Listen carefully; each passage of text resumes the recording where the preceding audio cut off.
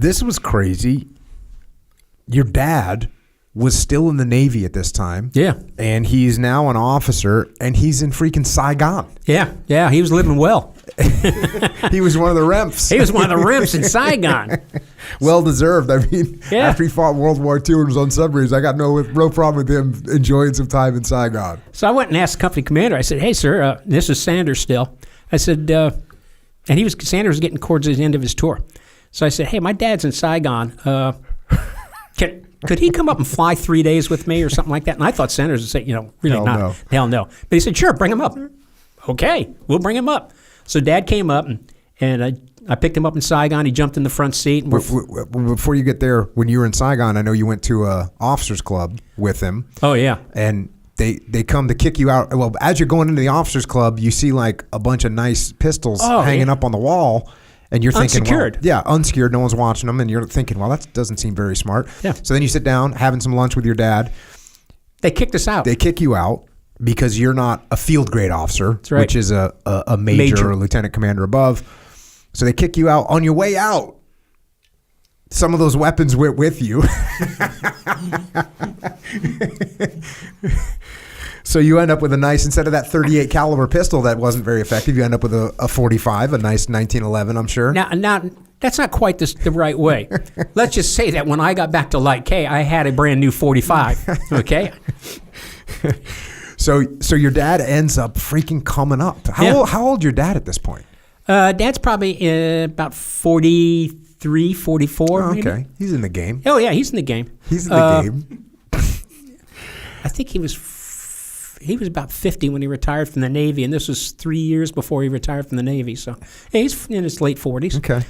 So he came up and... what was he doing? What was he, some kind of a liaison or something? No, he was in J6 at MACV headquarters, communications. Okay.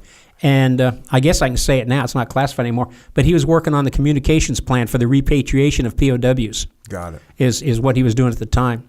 So he came up to Light K and spent about 3 days with it. Flew as my crew chief. He flew as my door gunner. Gave my crew chief some time off. But he did good. He had to have his ass chewed a little bit. Yeah, so tell us about the first gunfight you got, and that's a good one. Yeah, we're flying along there, and we're working the LZs, and he's doing good, clearing us in, clearing us out, stuff like that. So we got the troops on board. Troops all get on the aircraft, and Dad's uniform is the same as ours, fatigues, and he had his lieutenant commander's leaf on, which is just a little smaller than the Army major leaf. The grunts are back there in the back, and all of a sudden somebody starts pulling on my collar. I look over, there's grunts pulling my collar. He goes, "Hey, sir, what's your rank?" I said, "I'm a W2. Why?" And he goes, "Damn, did that major back there screw up since he's your door gunner?" So then I told him, "No, it's my dad. He's flying with us." So they thought that was pretty cool. So we go in on this combat assault. We were in chalk 5 or 6 position. And we're going in a staggered right formation. So you got one aircraft in front of you and you got one off to the side. 6 minutes out, the artillery goes in. The artillery cuts off at 2 minutes out. The Cobras roll hot. 1 minute out, door gunners open fire. And right away, we start seeing green tracers. And I hear my crew chief's gun firing, but I don't hear my dad's. And I said, "Dad, open fire." Nothing. And I'm thinking, oh shit, he's been hit. And I turn over my shoulder and look. He's standing on the skids. He's got his monkey harness on, and he's taking pictures out in front. I got on the intercom. I said, "Dad, get your ass in here and get on that goddamn gun." So he gets on the gun. Well, we got back. We had a discussion about crew chief duties of a door gunner on the aircraft. And he wrote my mother, and he says, "I've had a lot of ass chewings in my Navy career, but that's the worst one I've ever had." And he took it. I would give him credit. He took it quite well. And he came back and flew with us about 3 or 4 times. That's crazy. I like this conversation you had with your dad. It says, he says, "I noticed one thing different about those Air Force pilots from you guys. Air Force pilots seem to be outgoing and always in a positive mood versus you guys who always seem withdrawn and pensive," he explained.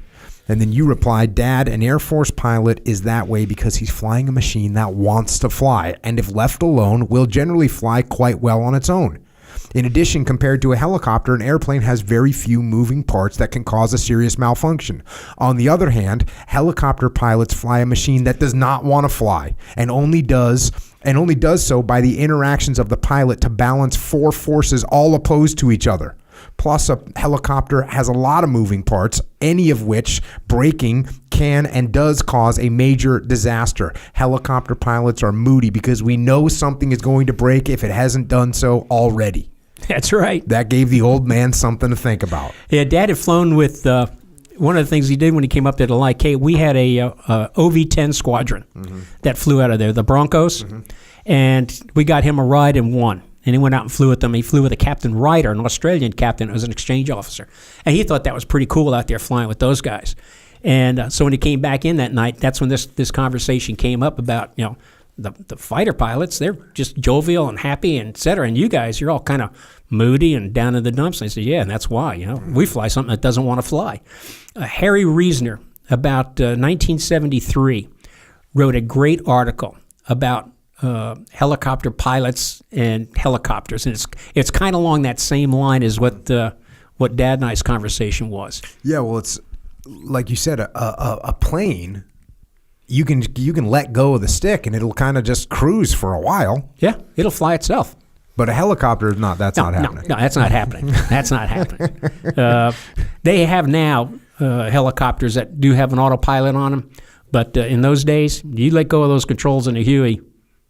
Yeah, no telling where she's going to go.